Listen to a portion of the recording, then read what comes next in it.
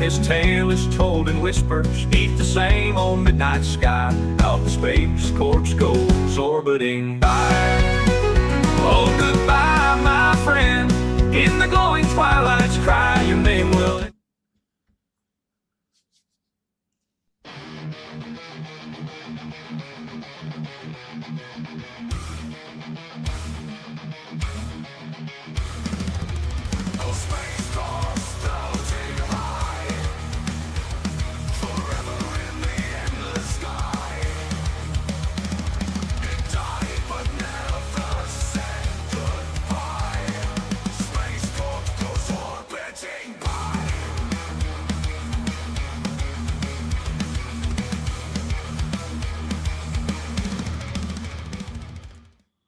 What up, everybody? It's your boy Stoney coming to you live from the TCM Museum in Minnesota. It's Friday, so you know it's another live edition of the Space Corps podcast. Thanks for hopping on, checking it out. Of course, do everything you want to do. Subscribe, like, share, invite your friends, man. We've definitely made the pilgrimage over from Facebook to the YouTube. Don't regret it one bit. Getting to meet a lot of more awesome people that support the show. Of course, the show ain't possible without the love and the help of our sponsors, the TCM Fan Club. That is tcmfanclub.com. It is 100% free resource and everything Texas Chainsaw Massacre you could ever want out of there, including a really cool old school message board. So some of us older cats that predate the MySpace, Facebook era, we used to all get together online on message boards and talk a bunch of shit and all that. Very nostalgic feel. Got some good fresh bells and whistles though to make it seem a little more like the modern day age. But that is the shout out to our co-producer Gilly. He has done that, and again, it's 100% free. You don't need nothing. Check it out. Show him some love. And if you like what you're seeing for the show tonight, of course, the merch page is open, baby. Shop.spacecorpspodcast.com. You can get yourself some podcast merch, Stoney's TCM stuff. You can even join the Space Cadet Army. And of course, any little bit of the sales is greatly appreciated. That money goes right back into the show to help enhance it. Like buying a new GoPro that just shit the bed on me last second, which is why we're about 10 minutes late. But we're going to make it work, baby, and it's going to be just fine. So, everybody, good evening. Very excited to announce the guest on for tonight. This man is not only an artist, he is also an actor. He has been in some recent awesome movies that I want to talk about. Most recently, the Scary Movie 6. He had some time in the Stranger Things, and I want to hear about everything else this man is doing. Ladies and gentlemen, Mr. Charles Ecton is in the house tonight. How are you, dude? Hey, good. How are you, man? I'm doing good. I am just so glad I was able to pivot and make this work. So. Yeah, me too. That was touch and go there for a minute. Oh, it's like sometimes I try to not get us to connect much before the show because we'll start to conversate, and I kind of go, just hold that. Like, this is what I want, on the show is to sit, shoot the shit. But here's where it kind of bit me in the ass there. Like I said, I had this thing up and running for about an hour prior, and then all of a sudden, I think it was time for it to go. But yeah, thanks for being on, man. Yeah, thanks for having me. Absolutely pumped. I know a lot of people have been really excited. And it was cool to see on your end too, your friends and fans of your work. Some people have been, sharing the show and all that type of stuff. So, it really kind of helps the audiences grow and connect and find each other. So, yeah, shout out to your guys for sure too, man. Yeah, we have a big horror group, a horror con group down here. Yeah. A ton of people that are into horror movies and cosplaying and building stuff, and one-upping each other on some of the convention builds. It's a good group we have down here. You're down in Georgia, right? We're down in Georgia, yeah, right below Atlanta, but all the metro area participates in that. You go to Days of the Dead or Dragon Con and you see a group of just committed horror cosplayers. That's our Oh, that's so cool. Are you by chance familiar with Seventh Gate Haunted House? They're up in Calhoun, Georgia. I think that's not too far from you. It's not too far. I've heard of them.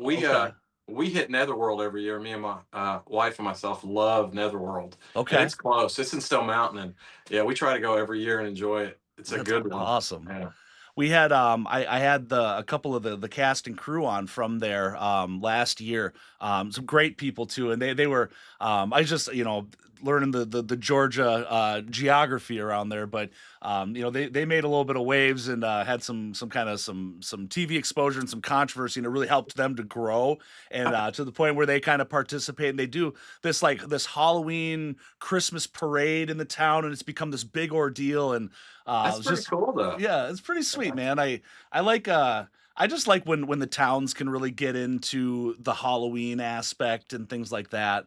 Up here in Minnesota, we've got a spot that's just north of Minneapolis called Anoka, Minnesota, and they have the claim to fame that they started the tradition of trick or treating, which I think is probably bullshit, but I'm behind Yeah. them on that. The whole Yeah. town is themed Halloween 24/7. It's so cool. I like that. That'd be And fun to visit. yeah, and they just do the most extravagant parade. It's a night parade and this, and I mean it's like the whole town turns up and it's like a 3-hour parade and stuff, and it just awesome, man. So So they say they came up with trick or treating, huh? that's what they say, and I go, I don't know. And I mean there's some when you hear the story, you go, okay, but I don't know, man. I couldn't even I don't know. I mean, when did it originate? I guess I'm not an Who knows? aficionado on the origin story, but I would have liked to think that was probably earlier than Minnesota times, you know?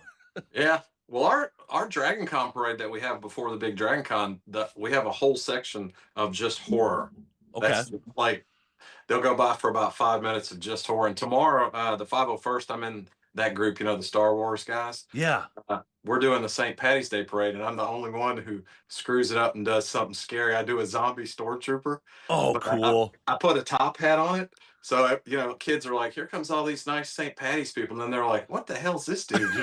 Got my face hanging out. And skin. But Oh hey, man, that's awesome. I love that.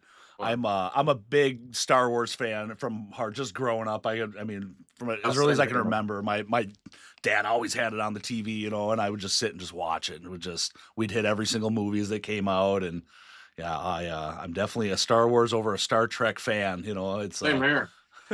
That's how I got into all the horror stuff, really, is joining the 501st, building a stormtrooper costume to be an official stormtrooper because I wanted to ever since I was, a little tyke. yeah, And then once I started building those costumes and doing events, I started seeing these other people doing horror costumes, and I'm like, man, those are badass. So I yeah. started trying to build them, and I always kind of wanted to one up what was out there. That's how I came up with that rolling hedge wall Okay, for yeah, Myers. yes. That was like I wanted a mobile prop, something that was kind of That's cool. sweet. And it's so fun to push around at Dragon Con, Days of the Dead and stuff. Because I park it, pop out, jump back behind it, roll it, Yeah. pop out. it's a blast, man.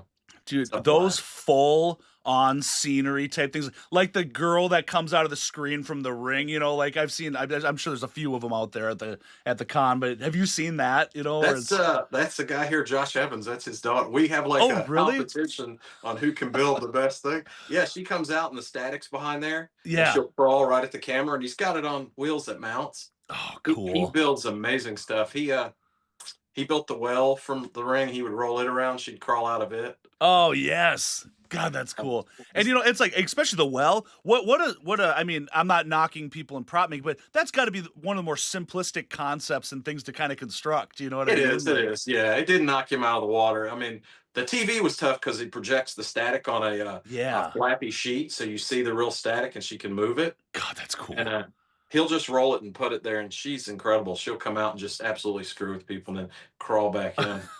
But just a couple weeks ago, we did Days of the Dead, and he said he's retiring it. I think she's getting tired of crawling out of that damn thing. Oh, sure.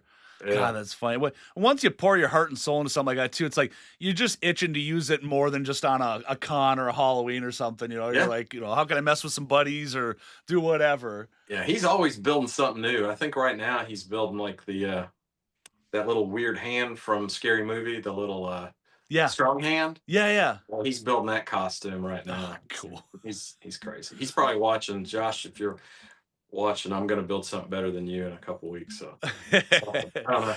Well, we got in the chat, we got Two Bigs PS. He says, what a background, Charles. Don't forget to give a shout out to your fellow Mac Z return. Yeah, the Mac Z was the battle group in Stranger Things on that big fight with the military base at night with the Demogorgons coming out. Yeah. And that was an amazing group of people. And getting to work on that was so cool because we trained like 2 weeks during the day with real military, teaching us how to use the weapons, Really? where to run, where the explosions were going to be, where the stuntmen were going to die, where the monsters were. So we practiced during the day for all that, and then when it came time to film at night, it was absolute chaos, man. It's crazy. Oh, You got guys flying on strings, explosions, and it was so cool to watch it because it's a one shot. The camera moves through one time, but yeah. we probably filmed it over maybe 2.5 weeks because it was rough. Wow. Freezing cold in the middle. We filmed all night. We'd come in the day and go home and the sun was up. It was Jeez, great. man. Where did you guys film that at? Right up here at Lakewood, it used to, by the amphitheater where they have concerts. They rebuilt that whole set. Is a rebuild of Jackson, Georgia, where they have that little town. Oh, cool. We rebuilt it so they could destroy it, and it was so cool being there. It was all uber top secret. You couldn't talk about anything. Yeah. Uh, but we really had a blast. Met some great people and still talk to them all the time. We're still in chat groups and Yeah. because That's so cool. How did you get lined up with that? Like, where now did that? that was a trip. When I first started, when I retired, I think it was 2022, man, I was retired. I did 35 years at a water and sewer utility. Sure. When I was retiring, I was like, what am I going to do? I don't have to get a job. I'm going to be a pensioner. Mhm. And then we were watching the last episode of Stranger Things season 4, and there was this old dude laying on a cot in the background. I said, I could do that shit. And I looked at my wife and I said, I wonder what that guy gets paid just laying there. Yeah. So I got close to retiring and I called into a casting company and said, how do you get into background? I had to go down, take some pictures. Didn't think I'd hear from them. The day after I retired, they called me and wanted me on some movie just doing something in a farmer's market. And then it was easy. I just picked up some fruit, walked from here to there. And I thought, man, this is a piece of cake. Got to talk to Catherine O'Hara. She came over and asked me what kind of fruit I was going to pick Oh, up and all this. sweet. So I came home and told my wife, and she's like, so you talked to Catherine O'Hara? So it's like that every day? And I'm like, I think so. And then they called me to did you ever see a show on Peacock called Hysteria? It was, Yeah. Yep. okay. That I'm all in that. I got picked for that, and they told me not to cut my hair, right? So Okay. I'm in the town hall meetings. I'm in the church scenes. I found out what it's like to be, believe it or not, when you going to be a stand-in for a bitten hand. Yeah. You get your own trailer. You're just sitting in the trailer with your hand reading a book. They come and knock and say, "We need hand. We need hand." Send And in the hand. so they wanted me to, because that was in the 80s, right? So they wanted me to keep my hair kind of long. Well, the casting agent said, we got something coming up, and can you be at Lakewood in 2 days? I didn't know what it was. So I Yeah. go there. I just see some trailers. They ask me, are you Charles? Yeah. I go into the trailer. I sit down, and they're looking at my hair, and they're looking at some pictures.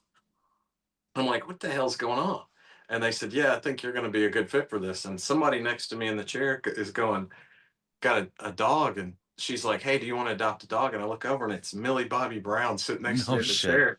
And she's like, do you need a dog? And I'm like, where am I?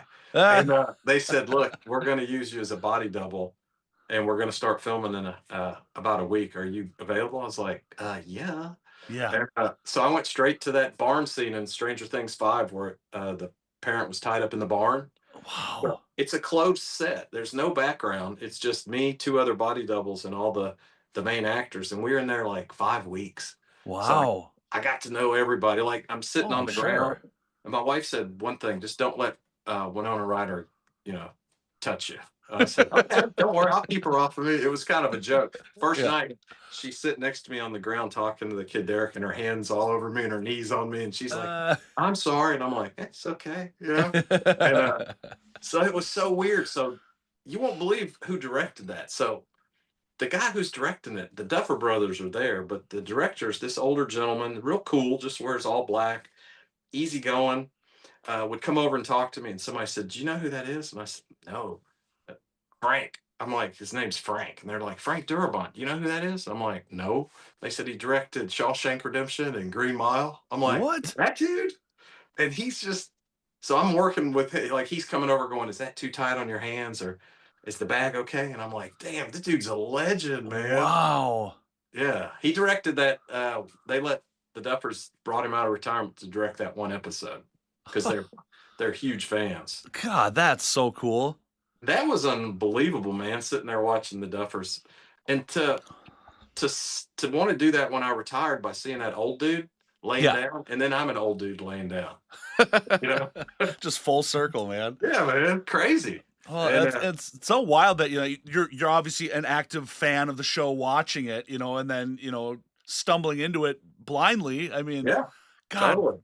wow. And then they had me do body double for Mr. Miller, like when he got thrown through the wall, when his body's on the debris all tore up. I'm laying there all tore up for like 30 minutes while they moved the camera on all the debris. I got to do all these cool little jobs Yeah. because any tired old guy they needed to stand in or body double, I was the guy. I know. And, It's funny, like, it's like, hey, just use me as like the props you hit, send in the hand, send an old laying down guy. Okay, That's cool. Hey, get me out of exactly. my trailer. Exactly. I loved it. And then one of the PAs said, "Man, you've been behind the camera so much. We're going to film this huge military scene. Do you want to be in that?" I said, "Yeah, yeah." So when they put me in that, uh, I got so lucky. I got to be in the Bloody Six, they called him, because I volunteered to be a dead body. I said, Okay. "Hey, man, I want to be bloody. I want to be tore up." It was one of my Yeah. bucket lists. So sure enough, like when you see Vecna picking Will up, I hope everybody's seen it. But Hey, spoiler alert. Nah, you should already have watched it. Everybody, yeah, shame on you if you haven't. exactly. I'm the dude laying there with his eyes open right next to him. So I God, got to be in this super cool spot, and it was a dream come true, man. Every night I'd come home, my wife would say, "Tell me all about it." I could tell her, but I couldn't tell anybody else because Yeah. I watched the very end happen, like Sure. a year and a half. When all the crap happened at the portal, I was sitting there watching, going, "Oh no, now I know the whole damn end." Yeah, yeah. But that was really cool. That was a hell of an experience. And when you're a body double for Stranger Things, you get your own trailer. You're just chilling. They come and knock. You feel like you're actually somebody. You're just a body double. Hey, But you are somebody, brother. You yeah. are somebody, But man. I love the trailer. Oh, and I forgot to tell you, this is where I can say it now because it's so far dead. But Yeah. my little trailer sat right next to the Duffers where they would come out. And there was a room next to my trailer that I could access. And one day I thought, I'm sitting there bored reading a book. I looked in there and there was lined up so they could come and look at them were every storyboard for the entire season 5. Oh, wow. Huge storyboards with the drawings all the way across for every episode. And I started to look through them and I said, you know what? I'm not even going in this room. And I just shut the door back because I pictured like 8 pinhole cameras and Yeah. helicopters. But yeah, Yeah, right. they were right there, man. I was like, oh no, I'm running. Oh, yeah. I But mean, I'm sure it's like that's the one thing. It's like you're like, okay, this is such a cool opportunity. Don't screw it up, like else you get exactly. booted out of there. Oh, and they did. They would boot people. Some of the background, like in the school scenes, you have like 40 background. Somebody would take a picture of the hallway or a science lab and post it, and Yeah. they'd be gone Oh, I'm instantly. sure. I wouldn't even take my camera to the barn scenes. I was like, nope. Now the military, we did occasionally, get some cool pictures. I have some behind the scenes stuff, but that was awesome. That was a hell of an experience to get, bouncing off of hysteria to get into that. Yeah. Yeah. Oh, sure. Yeah. Now, when you're on like just, I mean, it's always, movie specific and all that, but do they do any kind of like I mean, obviously it's like they're not letting everybody take home a piece of the set or take home, clothes and all that's all pretty locked down. But like, did you guys get to do like kind of like a cool like a group photo or anything like that, just like a memento? Yeah. I mean, the Duffer Brothers actually gifted all of us in the barn this special shirt. It had the barn, and a lot of them got sick. A lot of them aren't outdoorsy people, and I worked outdoors my whole life. Sure. Some of those camera people and PAs, the hay got them all kind of sick. Okay. And it didn't bother me. I was laying in it the whole time. But they Yeah. made this special shirt and it had a beautiful note on it. It said, thanks for all you did helping out the Duffer Brothers. They gave it to me on the front. It said my name. So they gave me this shirt. And I grabbed stuff like I got grabby hands on set. Like this is when Vecna blew up that when he blew up that building, I grabbed one of the bricks that went flying over, Oh, So I cool. put the little date Yes. on it. And a lot of little pieces of mementos that I got, like the flyers from the graduation scene, because I stood in for the principal at the graduation scene. A lot of those I gave away to people. Sure. I don't have much room on my shelves anymore. Oh, what But a problem to have, isn't it? yeah, yeah, but I had a blast on there, man, and it seems so surreal just working all those nights, doing all that work on there, and seeing everything happen. Oh, I got to be Demi Gorgon for a while. The guy couldn't make it, or he was sick, and they were going to have to not film the scene with the Demi Gorgon coming out of the ceiling in the kid's room. And the AD said, "Charles, you up for it?" She didn't even finish her sentence. I was like, "Damn right." And Sign me up. so I got to do all the motions of the while they moved the camera. I got to do all the Demi Gorgon pulling the mannequin out of the bed, and I was making all the sounds. And the cameraman Nick said, "We appreciate the growls and all that, but you don't have to do that shit. Just chill out." I'm like, "Man, I'm into it.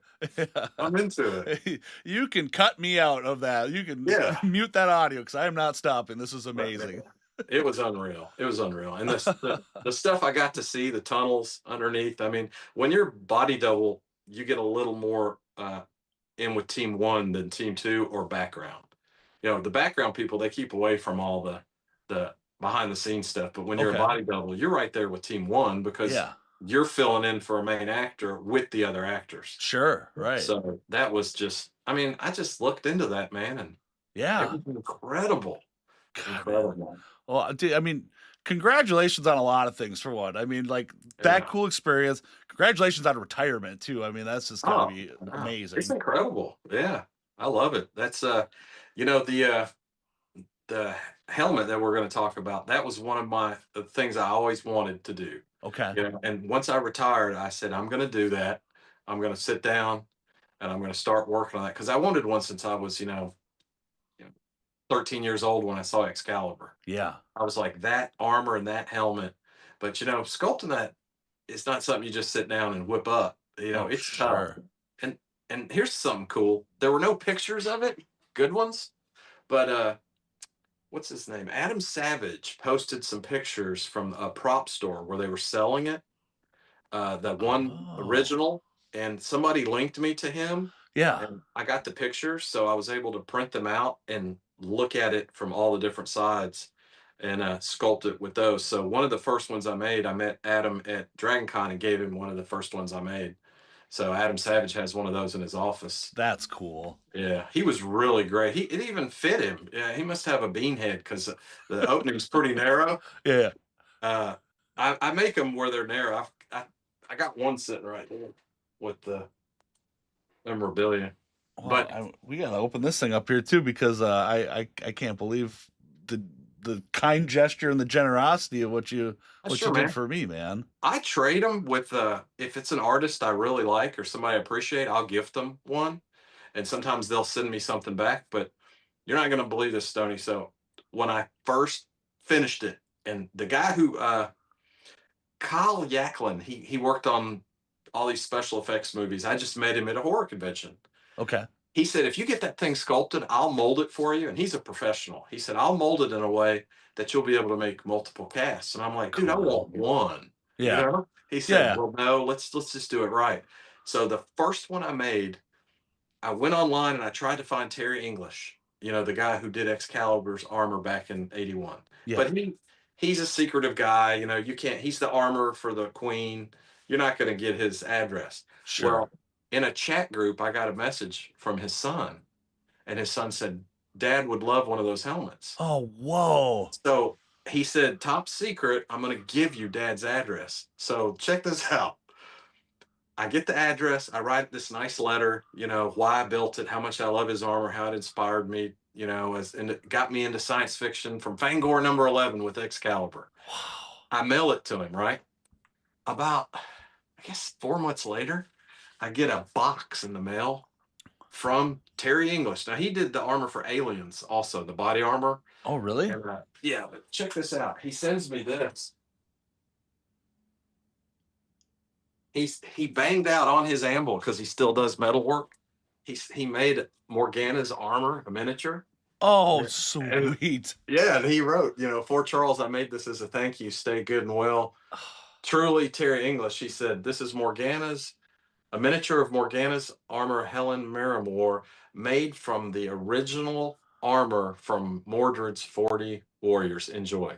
So he sends Whoa. me this, and this beautiful handwritten letter, looks like 13th century or 14th. I mean, just this most beautiful letter with his phone number and says, "Give me a call." Oh, cool. And draws me this awesome little knife. Look at that little dude. Sweet. And just amazing, man. That's So so cool. I'm still, every time I look at this thing, I'm in total shock. I mean, so wild. Who would have thought, little 12, 13-year-old kid looking at Excalibur, I'd actually get a piece from the armor. You know, No. there's something to be said about just kindness and gestures. I mean, just the fact of Yeah. you being inspired to do that and then, not expecting anything. I mean, No. and then just for that to be reciprocated like that. I mean, that's like the human connection of just, Yeah. at the core, like that's so cool. It blew me away. And he's so cute with his handwriting. But I just picture him like in a castle writing with a feather pen. And his Yes. handwriting looks amazing. And and I've written back to him one more time. I actually sculpted the I've been working on I'm trying to do the whole armor, but I finished the chest piece Oh, cool. and I poured it. Same guy casted it for me, Kyle. Poured it in fiberglass Okay. and layered it in there, so it'll fit once I finish all the pieces. And it's built off of all the pieces are built off of my body. But my goal is to one day have a full suit of armor of Mordred standing there. But that's a long way off, man. Well, that's all right. You've got time to focus the attention to it, and Yeah. at your own pace. And, that's the best thing about it. There's no hurry up. And, I mean, take years if you want.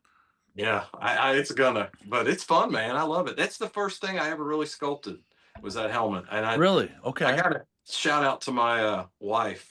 So I was sculpting it a lot of times in her craft room where she does her scrapbooking. I have a little table over to the side so we can work in the same room. And I would be like, "Oh, look, I just got this hair done." And she'd be like, "You know what? That's a little off." And I'd be like, "Oh, really?" And then I'd stand back and go, "Oh, she's right." So she would give me like good advice on little pieces, a little Yeah, perspective. that's So great. yeah, she's partially gets credit for the sculpt, especially the Well, nose. Yeah. well, Um, I mean, and that's that right there too. At least you've got somebody that's engaged and cares enough about it. Or I mean, and I mean, my wife, she just rolls her eyes at all my horror stuff and all this types of thing. Or she's like, she might sit down and watch a movie with me here and there, but she's just like, yeah, the kids, dad's, chainsaw room down there. Like, first she oh, was that's like, keep cool. everybody away, but it's so funny. That's I got lucky. Me and my wife met in 8th grade math class, and we've been together ever since. And Wow. our first dates were always horror movies. Yeah. And to this day, we still watch.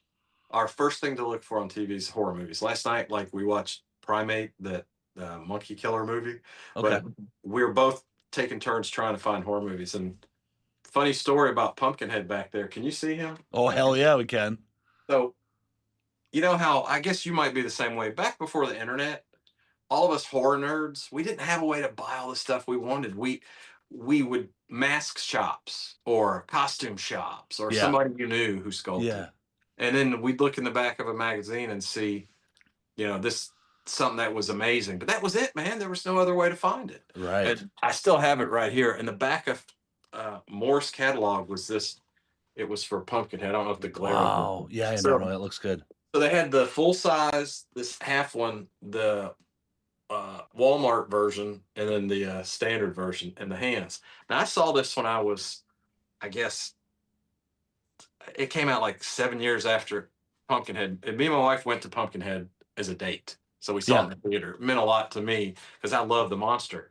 Well, I always wanted that. Of course, I couldn't afford any of that crap back then, man. I just couldn't afford Coke and popcorn at the theater, you know. Sure. Right. So as I got older and was getting close to retiring, I was in a chat group about Pumpkinhead and I was talking about that. And out of the blue, this dude from Chicago sends me a private message and says, "Hey, man, when those first came out, I have one. And it's in my basement. Sunlight's never hit it. It's in perfect shape. Problem is, you're in Georgia and I'm in Chicago." Yeah. And he said, "But if you're willing to drive up here and get it, it's yours." Now, that's Georgia to Chicago, man, you know? Yeah. And he's it's costing a lot too, besides that. So this is my wife in a nutshell. I walked in and said, "Hey, there's a guy in Chicago, and he's got the life-size pumpkin head." And she goes, "Ooh, I've always wanted to go to Chicago." Yes. That was it. Yes. And I bought it that night, and she planned this incredible trip. So we go up. It was during COVID too. So we do all the museums. We stay at the nice. We have a blast, and then we go over to this house. And I drive from Chicago to Georgia with the wrapped up pumpkin head in the back of my truck Oh, with the arms sticking out, going down the road. that's so Uh, cool. yeah, man, and they're hard to find in that kind of shape because Oh, they're I bet it so looks beautiful. yeah, they're so old. And that one, there's really nothing wrong with it. It's a little creepy sometimes, you come in at first and forget it's there, but I love it. It's something I always wanted. Do you have like a grail item, something you always wanted? You know, I definitely have a few different ones. I've got obviously I'm a big Texas Chainsaw Massacre guy. My most just coveted piece. I've got this old 1950s chainsaw. It's monstrous, and it's signed by I've got it up to 21 different cast members from the various TCM movies. Wow. And on the front of the bar, the biggest one, like a John Hancock, is Gunnar Hansen right on it. I mean, it's just like it was a dream of mine to own that. It came from the Landon Lee collection, which Landon Lee was one of the most well-known, largest TCM collectors, and he passed away. And his whole estate basically went up for sale, and a lot of auctioneers kind of came into to help because all that was covering funeral costs and all this type of stuff. But this chainsaw became it was bought by a friend of mine by the name of Eric Crimmins. He does Eric's Secret Stash, a live horror auction. The most kindest, gentlest Southern gentleman you've ever meet. Him and his wife do this, and it's just they're beautiful people. And one night he kind of, as you do these live auctions, there's a little bit of banter, and you're talking in between this stuff, and we're all in the comments, and we're kind of prying, hey, take something off the good shelf back there. No, no, no, not tonight. And then he made mention one night. He goes, I got this chainsaw, and we're like, excuse me, and he goes, yeah. And so for a couple of months or so, we'd start to work on him. Hey, show the chainsaw. Nah, guys. And then finally one night he was feeling good, and he goes, look, if you guys stick around after the auction, I'll pull it down and I'll show you guys. And so I was just waiting with my phone, and as soon as he started showing it, I'm screenshotting and just click, click, click, click, click, as he's. So by the time I finally got to start prying at it, I told him, I said, this is everybody that's on that chainsaw. He goes, how in the hell did you know that? And, then my reputation for the TCM collecting. And he goes, brother, if I ever decide to part with it, he goes, I couldn't think of anybody else that would, a better place to go. And about like probably a year and a half later, the time finally came, and I got Wow. it. So it was a grail in the fact that one, it came from somebody that we knew, we really admired. It had some sentimental value to it. Two, it then got into the hands of a great friend of mine. And to collect to me, I mean, I definitely have bought my fair share of stuff off eBay and, and whatever, but when it's the person to person, when I can look at these pieces and I go, I got that from Johnny, like that I got from my homie Gilly, it means so much more to me, It does. I agree. So Yeah. that's a few of them, but I mean, definitely now over the years, I've gotten some really amazing pieces that I just couldn't even imagine were even out there, one of a kind stuff. But that's definitely one right at the heart. That's like I'll probably be buried with it, or I'm thinking I'd probably be entombed in this room now. I just Yeah. slap a Leatherface mask over me and put me in the corner, and Yeah. one of the kids have got to like this stuff. But Yeah, eventually. that's the That's whole. I'm Dude, with you on that. So many pieces. Like I was a huge Thing fan, and I always wanted the Norris head, and nobody really made one that looked good. And yeah. one day I was talking to somebody about props. I think they were talking about the pumpkin head. They were like, "Let me buy your pumpkin head." I'm like, "Nope, can't do it." And then they're like, "I've got a 1-to-1 Norris head from the Thing," and I'm like, "No way." So he Yeah. sent me a picture, and I'm like, "Are you willing to part with it?" And he said, "No." And like that gentleman did a couple weeks later, he said, "Okay." And he was Yeah. in freaking England. I'm Oh, like, "Oh man," he didn't even tell me. So I ended up buying it. It looks great. I love that thing. I want to figure out a way to put wheels under it and drive it around like a crab at conventions. yes. I have Yes. I have the remote control. I put the face hugger from Aliens on an RC car, and I drive it around conventions on the floor.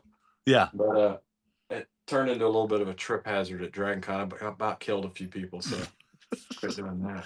Well, and that was the thing too when I started bringing that to the conventions. Luckily, up here in Minneapolis, it's a lot more lax on the security and stuff because it's still got the chainsaw blade, around the bar, Oh, but just lunking this big thing around. I mean, it's heavy, and everybody's packed in like a concert as you're walking around. So I'm like, just pointed down and just like, really trying to be mindful because I'm like, God, if I just cut somebody or whatever, I would just feel terrible so about you're that. just plopping that down in front of them to sign at their Dude, table? and just for that shock value too of like, obviously like the Pollen chainsaw from the original is what you really want to have, and I have those and whatever, but this is just, it's so much bigger, and you put that on that table and it's just thump, and it's like, holy cow, to me, I that's what I really like and enjoy is being a collector when I go to these conventions is like to kind of wow that guest, where it's like, here's all these 8x10s, I've signed that, here's the figure, but for them to also stop and be like, where did you get that? Yeah. I had Ken Forey. He wanted to buy this poster actually right here. Yeah. I've now got my background, all my favorite things, but he had never seen this Mondo poster before, and I fell in love with it, the blues and the reds. And he's like, I've never seen that before. I'm like, how have you never seen it? Like, there's 100 or something made. And he goes, let me buy that from you. And I said, I'm so sorry, sir. I'm like, I cannot sell this, And he's just like, man, and I was like, yeah, that's right, Now sign it. Yeah, exactly. Yeah, please do. Oh, we had a couple other people here in the chat too. I got to give a little shout out. So, I hope I'm saying it right, but Ola Bergsman says that Charles, you've got a piece of Hunger Games set somewhere too. That's got to be one of your homies. And Yeah. then he also said earlier in the show, he said you're too short for a stormtrooper. Oh, we get that all the damn time, man. No matter how tall you are. Oh, crazy. My funniest autograph was I was at Dragon Con and I had the rolling hedge wall and I was having a blast and they said, "Hey, William Shatner's here." And I'm like, "William Shatner? He doesn't sign the Myers mask that often." He's like, Right. "Screw that. I didn't get any money from that." Yeah. You know. And he's funny anyway. Well, I thought I'm gonna try. So I Yeah. had Starlog. I put it up. I had it up there. I had Starlog with him on the cover. And I said, okay, I'm gonna try to get him to sign that and then the mask. So I came in, they're going down the line and he goes, "Oh, this is the first magazine cover I was on." And he goes, "Thanks for bringing this." And he's smiling and he signs it. And then they hand him the mask and he looks at me like, "You mother." And he kind of sits back and he goes, "Where do you want me to sign it?" Oh, cool. And it was my dead ringer that I was wearing, I said, "Just sign it on the neck." So he signs it pretty good, William Shatner. And I go out and I'm so excited, I got William Shatner to sign it. Well, then I thought, damn, he's got a photo op. I wonder if I could get a photo op with the hedge wall. And I went and asked, and they said, "You can't get that thing in there. It's this narrow area." And then one of Yeah. the people at the table had seen me and said, "I think it would be freaking hilarious. Let's give Yeah. it a try." So I come rolling in. There's like 50 people. I've got this huge prop. I'm wearing a Myers mask, coveralls. Everybody in line's got their Star Trek stuff, and they're all looking Yeah. at me like, "What the?" And security comes up and says, You can't. You're not going to be able to take that in there." And then his people come out and go, "No, no, no, no, no, no. We want him to go in there with that. We want to see what he Oh, does." sweet. So I wait through the line and they said, "Next." I come around the corner and he looks at me in front of everybody. He goes, "What the fuck?" And I wheel it over and I stand next to him. He's looking at me like shaking his head. And then he looks at the camera and goes, "Let's do this." And Nice. he takes the picture smiling with me with the hedge wall. Then I rolled the son of a bitch out. And that's my favorite picture with him with the hedge wall because he's How just could like, that not be? yeah. Oh my God. How cool, dude. And Fangoria on their webpage, they put shout out to Charles Ecton and his hedge wall with William Shatner, and they had the picture of us there. I was like, "Yay, I'm in Fangoria." That is killer, man. Yeah, he didn't look happy, but he Well, did it. he's a good sport, and I mean, what a great, just lively guy. Still good spirited to him, still loyal to the fans, and Oh, yeah.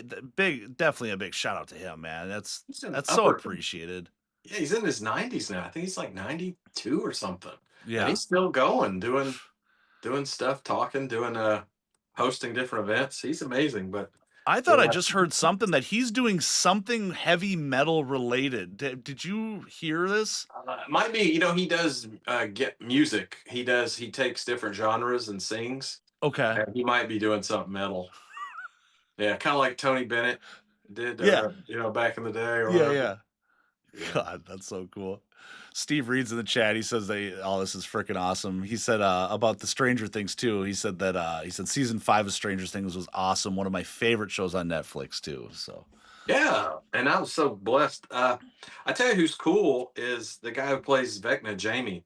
He's in full character, and that's his real voice now. They're not synthesizing that. When he's on really, set, he's using that voice because I was having to stand there, I would lay there, and when they would roll, I had to have my eyes open. Once I screwed up and had my eyes open for the first shot, I had to do it every time because I'm right there. And oh after a while, he just leaned over and he goes, with that voice, he said, "You got a really good dead face." And I said, I'm just tired, man. And he goes, "I hear you, brother." uh, It's just this Vecna.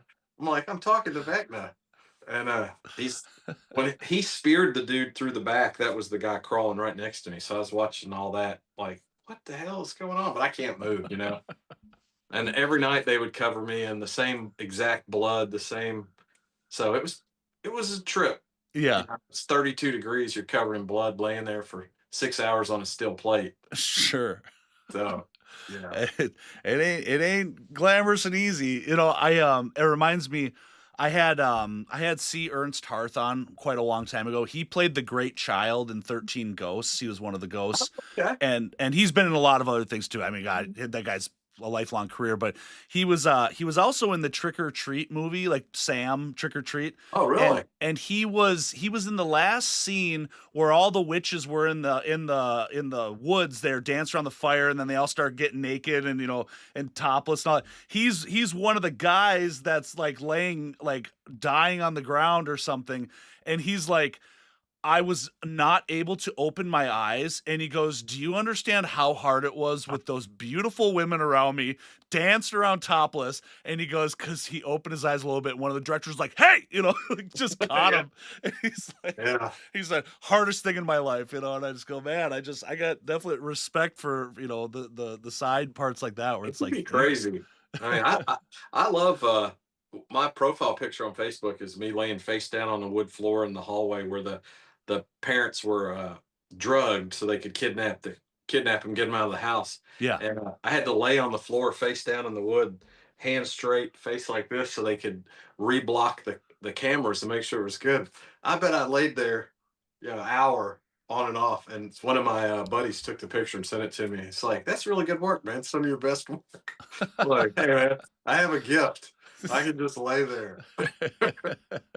I love it. Oh man. Well, like you say, like in the beginning, you're like, I could do that, and it's like, yes, you can, and you did it. So there you I can go. do it. It was great. And now I get, I only pick and choose. I love to do, if they send me something for a horror movie, I'm game. And I'll Yeah. tell you, the Exorcist that is it David Gordon Green?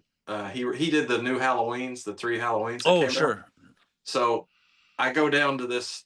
I knew it was Blumhouse, and they do horror movies. So I Yeah. was like, oh, I'm gonna go for this one. But they said they wouldn't tell you what it was. Yeah. So we get there, and they wanted us to dress kind of nice. And before we went in, they said, "Look, this is a a church scene. This is for the Exorcist remake. You're all going to be in the church, and the girl's going to come down possessed, screaming the body in the blood. And if you want to leave because it messes with your religion, Yeah. we'll pay you and you can leave." So everybody was leaving. I'm like, "Oh hell no, I'm in, baby." I said, "Take me in." So I go in and I look over, and there's Christopher Nelson standing there, the special effects guru who does Yeah. all the killer stuff. He does the podcast with Sean Clark thing with 2 heads. Yes. Yeah. Yeah. So I'm like, I love this dude's work. He did all the new Myers mask. He did all the kills, and I'm like, I want to talk to this guy, but I'm filming this. I'm sitting there in the scene, and here comes the girl, and it's incredible watching her do all those scenes. And I broke the golden rule, man. We got up to go to lunch, and I said, I'm gonna talk to freaking Christopher Nelson. Yeah. And I walked over and said, "Dude, I'm a huge fan. I love your work." And he said he just started talking like we knew each other. So nice, cool. man. He blew me away at how nice he was, and I gave him some of my hedge wall stickers, and then it wouldn't 4 weeks later at Days of the Dead, I'm rolling the hedge wall, and somebody taps me on the shoulder, and I turn around, and it's him and the big producer for Blumhouse, and they're like, "We love the hedge wall, man." And I've got all these great pictures with them peeking around my hedge wall. I'm like, man, another dream. Who would have thought I get to meet Christopher Nelson? Exactly. I know, It, it, crazy. the magic of the conventions, the magic of the internet and everything.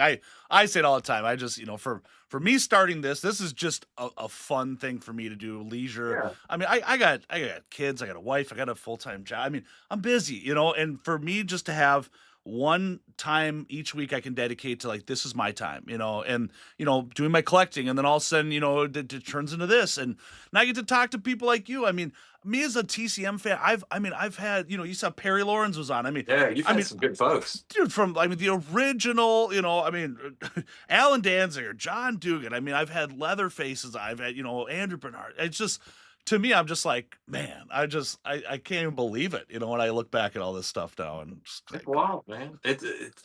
People love this stuff, and I think Connor Patrick, when you had him on, yes, he yeah, said he didn't want to dig on the new Halloween movies because a yeah, lot of us are old school. We like 70s and 80s, yeah, and anything the remakes and all that. We kind of frown upon, but we watch them. But we don't want to crap on them because this new generation of people that are seeing those as their original horror movies, they're not yeah, watching all the 80 ones. To them kind of look funny now. To us, they're the Bible because they were right, the only one. So the new Scream, some of these people see a new horror movie and it's Scream 7, and they think that's the best movie they've ever seen. yeah, And I'm old school. I'm like, The Fog, Phantasm, you know, I saw I got ruined as a kid on horror movies because if I didn't get too muddy, ruined clothes out playing in creeks, my mom would let me pick a movie every Friday night.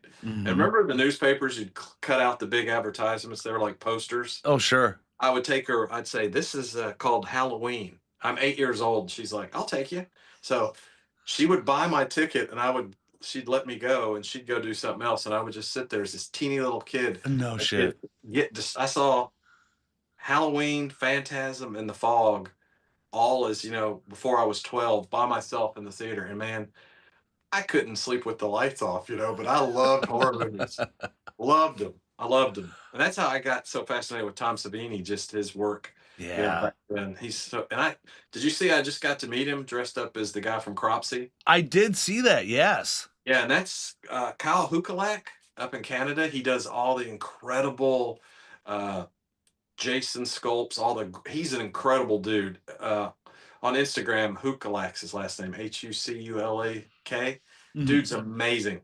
I even sent him I shipped that Pumpkinhead bust. Alec Gillis sculpted that.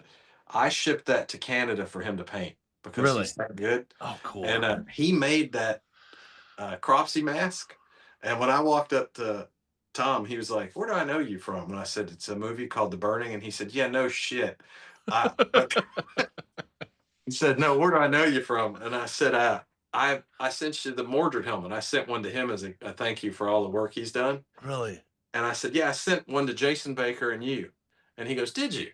And he pulls his phone up. He calls and he goes, "Hey, Jason, the Mordred guy's here." And he hands me his phone. I'm like, "Hey, Jason, uh, how you doing, man?" And he said, he does all the masks for WWE, all the cool ones you see when they come out, all yeah, the wrestling masks." cool. So I'm like, how weird is this? I'm standing at a convention talking to Jason Baker on Tom Savini's phone. That's This wild. is like it's so surreal. I didn't know what to do. I'm like, I should have taken the phone and sprinted out of the building. You know? But yeah, it's just so weird, man. That cool stuff. And I got Tom signs everything, and he's a nice guy. But he's kind of, I wouldn't say he's a curmudgeon. He's just a little over it sometimes. Like, Yeah, you got to catch him on the right times. I hear, yeah, but I mean, whatever, man. That guy's a fucking legend. I say you be legend, man. grumpy if you want. Who Hell cares? yeah. And even Jason, once I saw him and Jason together, and Jason said, "Yeah, he's in a mood today." I was like, "Oh, that's funny." I have a good video of him laughing at the hedge wall when I rolled by. He Yeah, was like, "What the hell is this shit?" I was like, nice. "Yeah." That's awesome. So you're right though, man. These conventions and costuming and collecting, you really get to meet people you grew up just Yeah. never thought you'd get to meet. ever. It's so cool. And the other plug on what makes me so grateful for doing this is like, you know, I mean, I've said it before, like I'm up here in Minneapolis, so at least our conventions are smaller. I mean, it's smaller, you know, guess it's not the big star or whatever, but it's a lot less people where you're not standing in line for 9 hours to get an autograph, and then you finally get up there and you've got, you know, a small allotted amount of time to, hey, how you doing? Quick small talk, picture, and go. You know, you got 1,000 people behind you, where it's like this, we get to talk for an hour, man, or we get to talk for whatever. I mean, it's just like it's just so much more cooler and meaningful to me. But then now, you know, I mean, once I take myself out of the picture, people that are fans, you know, they're also, these are stories. These are amazing. Perry last week. I mean, it's like the stories you get to hear about behind the sets. Nobody's heard those before, you know. No. And it's like now it's forever. You know, it's available for people that care. You know, and I think that's super cool. I loved listening to him. He was like, he didn't think it was going to be a big deal at all. He's just Yeah. like, "Man, I'm driving a truck, Right. a pickup." It's like, no big deal. And then he's part of this huge cult following, just Yeah. all around the world. He could probably go to almost any country in the world to go into a restaurant or bar, and somebody would say, "You were in what? Yeah. Oh my God, I've seen Yep. you." Yeah. Well, and too, and just for an idea of like something that he did, you know, 50 years ago, to all of a sudden kind of like catch wind and be like, wait, this is still a thing, you know? And like you Yeah. said, he went to a convention, he was just blown away by like, all these people are here to see me. Yes, you know, he's like, I didn't do shit. Doesn't matter. They want you, you know. You're part of it. It's And it. like being a huge Pumpkinhead fan and a collector, I mean, there's not a lot out there for Pumpkinhead. You know, a couple Right, companies, right. but my favorite piece besides the big boy is Don Post Studios. Right before they went out of business, the last thing they were making was the Pumpkinhead bust with two hands, and I Mm, think they made 13 or 14 of them, and they just went out to costume shops as a display, sure. and then they went out of business. So I could never find one. You know, I looked and looked and looked, and here again, a guy hits me up and he says, "Hey man, I've got one, and I've only got the left hand." I don't know where the right hand is. It was a display in this store, and I Yeah. just kept it when the store shut down. And I said, "Man, I'm all over that." And it still has the Don Post tag hanging on it. So That's cool. yeah, that's old school. That's like, I don't know a single person that's ever walked into my little office and said, "Man, I like your Pumpkinhead collection." Everybody's like, "So what's wrong with you, man?" No way, man. We all dig it, dude. Everybody's digging it in the chat there.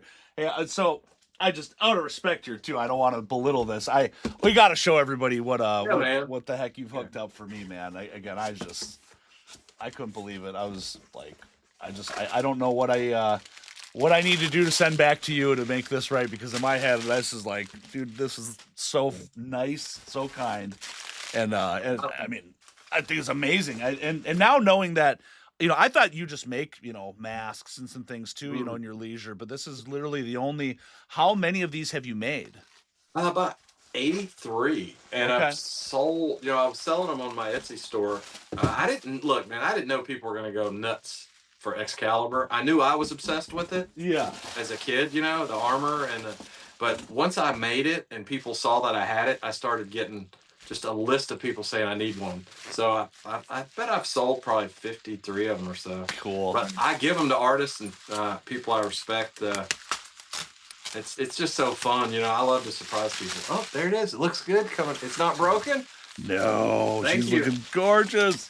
Thank Well, you you, wrapped it like a pro too, and that's always one thing when I do unboxings. That's one of the main critiques is how do these people package their things, you know? Because you know there's some people that's just get a clue, but you know you can tell you this was a Really, labor man. of love here. I have gotten some stuff I've ordered that looks like they just threw it in a box and kicked it out the door. Right, give it to Ace Ventura to go deliver, and you're like, oh great, thanks. Especially when it's something you've been looking forward to, and that, you know, how heartbreaking is that, you know? Yeah. But this ain't the case. God, it's so much bigger than I thought. Yeah. Oh, dude, it's gorgeous, Oh, man. looks good. Yeah. And again, apologies to everybody that my GoPro shit the bed. I know that on this webcam, my quality is not that great. I will definitely be putting up pictures of all this and stuff. I'll edit it into the show as well. But oh my God, it's beautiful, man. It looks good. I personalized it in there for you too. Oh, cool. Let's take a look here. This is so awesome, man. Thank you so much. Sure, man. I I love seeing somebody get one. I gave one to Sean Clark and Christopher Nelson, and they unboxed it on their podcast. Really? And they both tried to put it on, and it sat on top of their head like a little beanie. It wouldn't even move. It's probably gonna be the same with me here. Yeah, but you can, if you did want to wear it, you can Dremel the inside, but it's just a great display piece. Yeah. Oh man. God, thank you so much. Sure, man. Here, I made sure I had a little stand here so we can pop that guy right on there. Hey, it looks cool. I still love that helmet. Ah, look at you. Make sure I got it in the shot here for everybody too. Dude, so sweet. I mean, how did that feel to you when it was finally done and the first one was cast? Like, I couldn't believe it. I was so nervous taking it to be cast. You know, it was in clay, monster clay. You know, Yeah. they're putting dry. And when I took it to Kyle, and he lives pretty far away, north side of Georgia. Uh, you know, he does life size stuff. He's done Creature from the Black Lagoon that he can swim in. I mean, this dude, this kid's amazing. I call him a kid. Whoa. He's not. He's amazing. He has a full Guyver. You know that movie, The Guyver? Yeah. The movie's a piece of crap, but the armor looks incredible. He built that 1-to-1. He sculpts Godzilla heads that are huge. He's such an artist, and That's so so cool. you would never know it. He doesn't even tell anybody. He's just this humble little guy. But when I handed that off to him, I had to leave it, you know, and it was like 4 weeks. And man, every night I was sweating it. I was like, oh God, what if he drops it? Or Yeah. because he said it can get ruined. And the mold, I'll show you this thing he built. I mean, if people are familiar with molds, that's how many I've done. Oh, But cool. it is just a piece of art the way he built this thing. Yeah. And you know, I've learned how to cast them. I do that little slush mold, you know. Yeah. It's a little workout. And then when I get them, I've got 2 ready. When they come out, they're nowhere near like that one. They've got all these pieces here. I have to Dremel out all that, the eyes, any little imperfections, anything in the Wow. top. And it's a lot of work. It's a lot of work, but so far I haven't once been bored doing it. I just love looking at them. Yeah. It's just so cool to have Mordred's helmet, you know, from one of my favorite movies. Dude. Someone's asking in the chat, have y'all seen the new 4K UHD Blu-ray transfer of Excalibur? Oh, this one? This one right there? This old thing? Yeah, it's incredible, and it's got Arrow just released it. It is amazing, and it's got a good shot of the helmet in there too, doesn't it? It does, yeah. In the little book. paperwork in the book, I've got the book in there. I was reading, but it's beautiful. It's even prettier than when I watched it the first time in the theater, and it's got some killer interviews with John Borman. Cool. And all the people that were in it, you know, that he picked that are now like Liam Neeson, all those people that we know that was their first movie. He picked it up for doing stage work to go do the movie, you know. That's so sweet. But it is incredible. I highly recommend that from Arrow.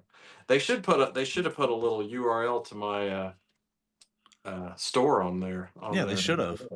Sure should have. But yeah, you know, I love making them, but sometimes I gotta say, like, an order will come in and I'm like, oh God, here goes 2 more hours outside dremeling and then, you know, painting. But until I get bored with it or the mold goes, I'll keep making them. I just love it. Just love it. It's very obvious in just the whole sculpt and everything too. I mean, you put your time and love into this thing, man. It's so beautiful. Yeah, I love it. I'm going to be finding a great spot for it in here too. I'm already excited about it. That's the other thing now too, is like, you know, it was the TCM museum, but now it's like, it's morphing into me, you know, and my experiences and my connections and things. And again, to me, I'm so sentimental on that type of stuff. So it's like, this is, you know, it really means a lot to me, man. I just can't say it enough. Awesome. Yeah. And you know, Fangoria number 11, the cover was Funhouse, that incredible creature from Funhouse. And then I flipped through to page 6 or 7, and there's this Excalibur spread with the armor. And I went straight into the kitchen and said, Mom, I want to go see this movie Excalibur. Now, like, I'm that was 1981. That from his letter, he said he did the armor in 79. Oh, 2 years before the movie. Really? Yeah. It says, that was me in 1979 at Broy Studios. He says, come see me in lovely Cromwell if you're ever on this side of the pond. Yeah, I just zip over to England all the time, but Yeah, yeah. that would be cool to go hang out with him. Man, he's a legend, man. You go to the wife, you're like, hey, what do you think about England? Well, I've always wanted to go there, She just like would, the she would, Chicago thing. All right, cool. she would probably say, let's go, Let's do go. it. She's not into like dressing up but she is into horror movies and she supports any of my hobbies. So Yeah. that's cool. Hey. But I don't know if I mentioned it to you or if you know, but being in the 501st, I got lucky to be selected by Lego Masters, the TV show. Okay. Season 5, episode 1, they were filming it in Georgia, and Lucasfilm contacted our group and they wanted a New Hope Vader and 4 stormtroopers. And I have a New Hope Vader that I do for the 501st. So I got to be on TV on Lego Masters as Darth Vader, coming out from the smoke and down the stairs. That's and so sweet. And doing the dialogue. And I have it saved and I watch it all the time. I'm like, there I go. So I got to point and do dialogue with Will Arnett, and then they dubbed over like the James Earl voice over me. Yeah. I got to be like, destroy those planets. Oh. It was so cool. And I'm in the full, my armor. That stuff's getting tough to keep wearing, Sure. Tomorrow I'll show you the top hat. I got it. Since it's a Death Trooper, I'm able to see he's pretty gross. Oh, cool, dude. But he's so what I Wow. do I bolt on this helmet. Yeah. And you can still see through it. But since he's a Death Trooper, I can mess it up and drill through it and everything. Yeah. Well, when I'm wearing this tomorrow, I'll have a cane and I kind of walk like a pimp, kind of like pimp trooper. Everybody else looks really pretty. Their armor's beautiful. They got like a shamrock on their helmet, and then here comes this, and I'll be like, yeah, I love that. I've been doing that. I just love doing the zombie trooper. Well, I think it's so cool with your appearances in these movies and everything, because you obviously you didn't set out to become a career actor, or whatever. I mean, it's just these have just kind of, I'm not gonna say fallen in your lap. I'm not trying to downplay that, but it's just kind of just happened to be right place, right time, right hobby. Yeah, tired old guy. They love me, and I look like somebody from the '80s. When I was on that movie, they just did Saturday Night Live SNL. I was one of the smoking guys in the front, and when I went in to get my hair done, they said, "We don't even have to do anything. You look like a 1970s weatherman." I'm like, "Is that good?" Yeah. I mean, is that good? But yeah, I say I get lucky all the time. My wife says, "No, you show up early, you do your job well, you've got a good reputation." But I do feel luck has to fall a little bit in it, because to be seen on Hysteria by a casting agent and then sent to Stranger Things is that's right place, right time. Well, and then how does the Scary Movie, the new Scary Movie play into that? So Scary Movie, the casting company asked me if I was willing to wear I guess they know I'm in Star Wars group and all. Am I willing to do a scene wearing a mask for extended hours? And I was like, oh hell yeah. I was hoping maybe I'd be like, goofball, the Scream Killer or whatever, Ghostface. Sure. So I go down for my fitting, and they, I sign my NDA and all this stuff because I can't talk about it. And I go around the corner and I see Hard Eyes, and I'm like, oh, okay, because the movie was okay. I mean, it was cool. He kind of iconic, and Connor Patrick made the cool jacket that he wore, a custom one. And I'd seen that jacket, and I'm like, that's actually pretty cool. Well, they said, we want you to be Hard Eyes, and I'm like, oh, I'm down for that. That's cool. So when we get there, I get fitted in it. We go there, and we're on this.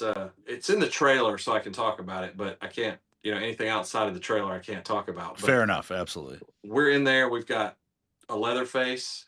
We've got a Myers. We've got a Kruger. We've got almost every icon lined up. But because my Hard Eyes would flash red, they actually were wired electronically. Yeah.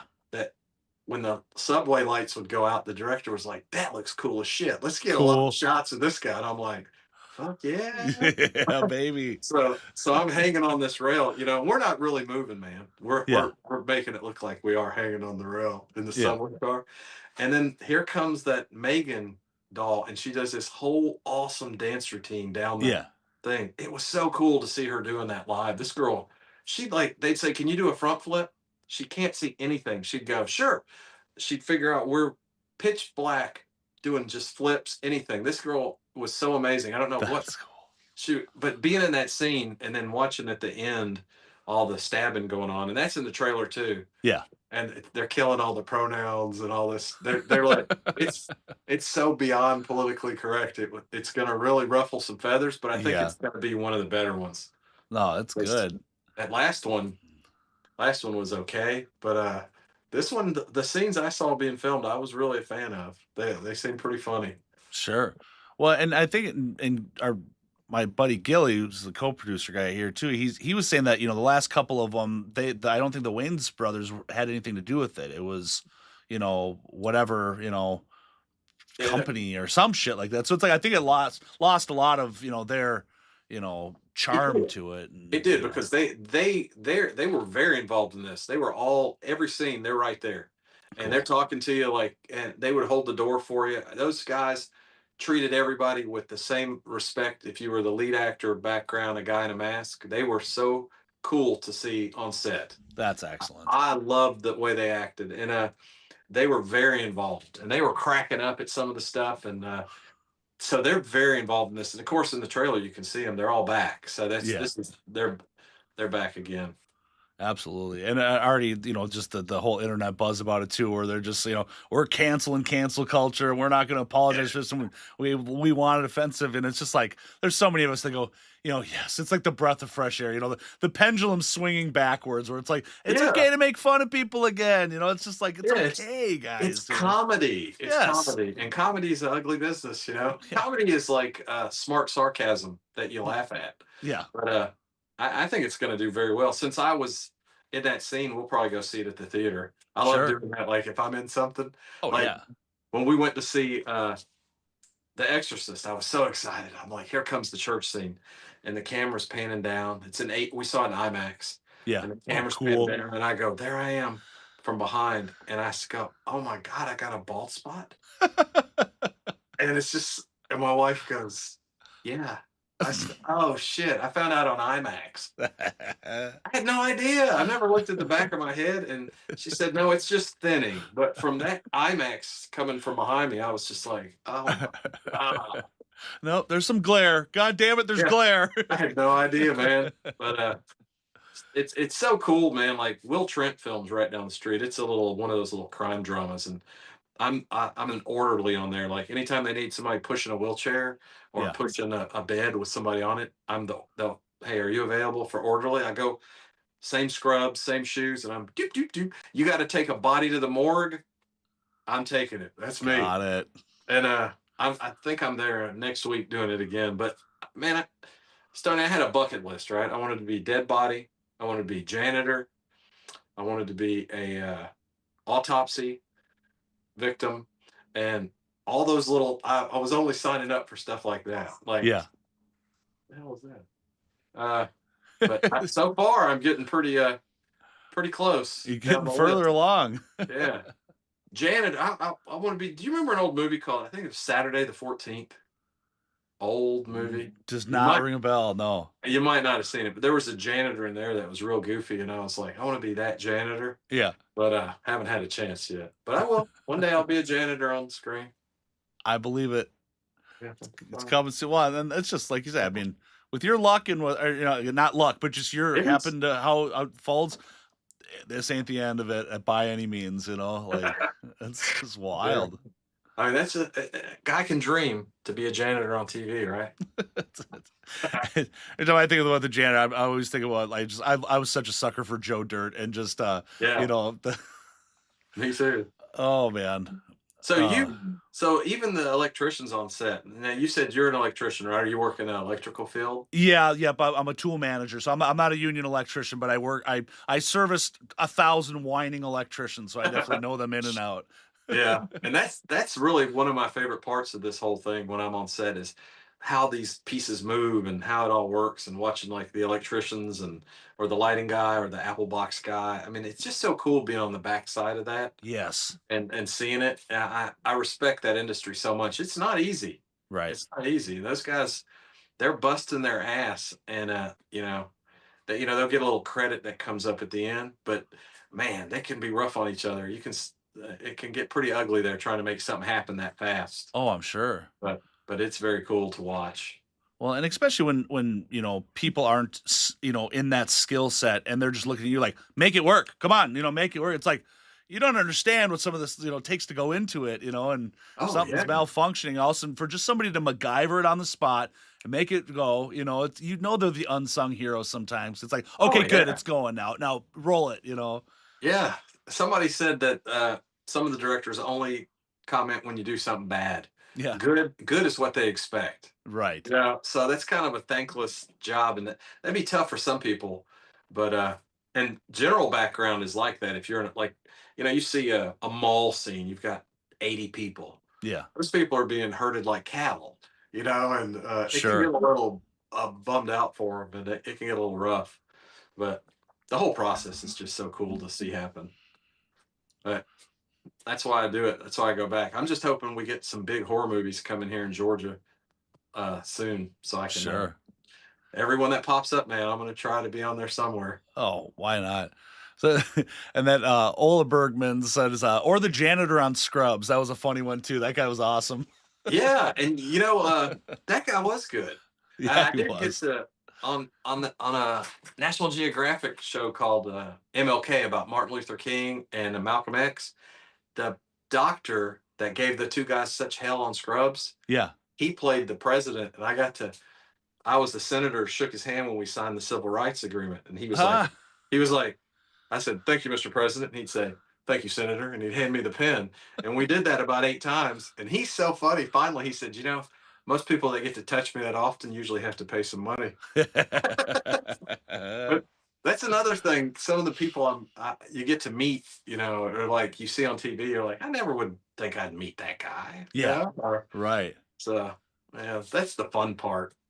That's the fun part. Well, brother, this has been one hell of a time, dude. I really appreciate you being on. I can't wait to hear what you do next.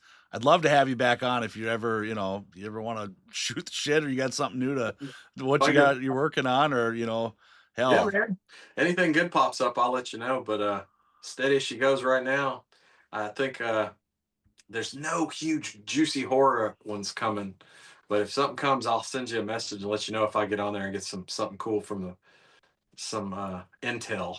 Dude, NDA or not, if you get contacted by 824 and you're involved in the new Texas Chainsaw Massacre, we got to talk behind the scenes. Yeah, that would be cool. All right, man. Well, I appreciate it. It was fun, man. Dude, absolutely. I'll make sure I'm going to throw up the links to your Etsy and everything else too, so people can check it out. You can buy yourself one of these baller fucking Mordred masks if you're still making them. Wherever you get it set up, man, shoot me a picture of where it's at. I want to see it. 1,000%. And if it's mixed in with some TCM flair to it, just know that's a labor of love on my end too. Put some lipstick on it. There you go. Yeah. All right, man. All right. Charles Ecton, everybody. Thank you for being on, brother. Everybody have a good night. All right, you too. Thanks, man. See you, brother.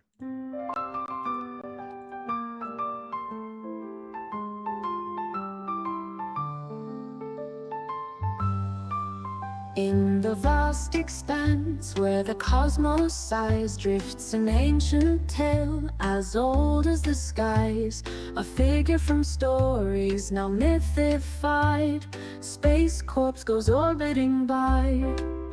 He once roamed planets, oh far and wide, but now he floats where the starships fly. No more breath in his chest, yet can't be denied the space cadet who died.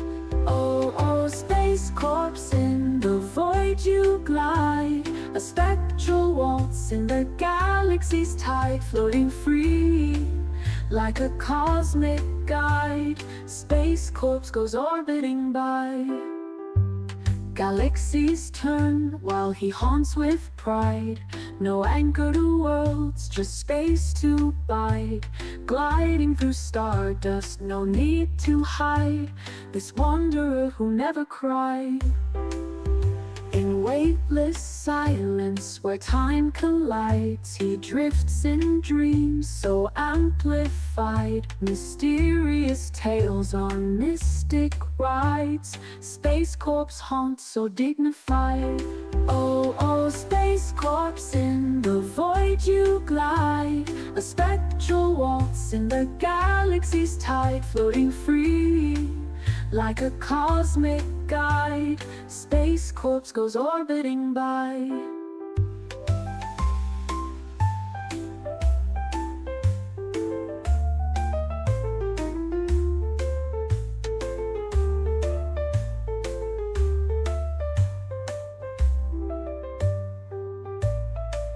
Galaxies turn while he haunts with pride.